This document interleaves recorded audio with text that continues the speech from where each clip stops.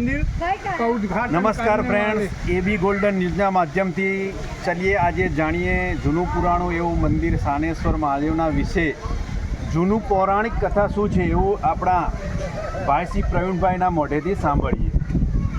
હાલો, આજે આ વર્ષો પહેલાંનું શિવલિંગ હતી, બહુ ઊંચી 4 ફૂટ જેટલી.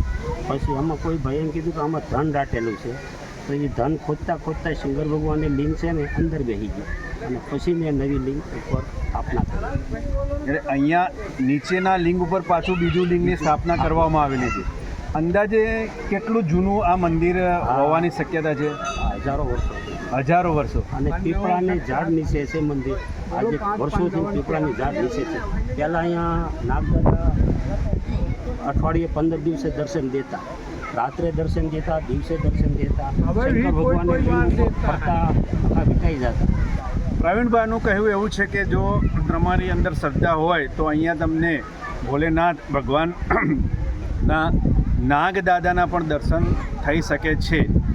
તો કોઈ એવા ખાસ સમય હોય છે કે જે આપણે નાગદાદાના દર્શન કરી શકીએ? હા, કે કયો સમય હોય છે? અમુક જે બહુ જ માનતા હોય ને એને આપોઆપ દર્શન દે. શ્રાવણ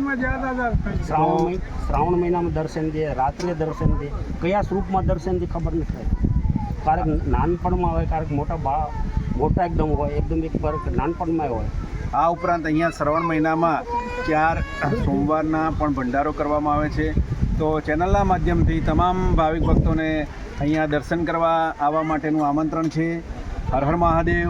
ધન્યવાદ.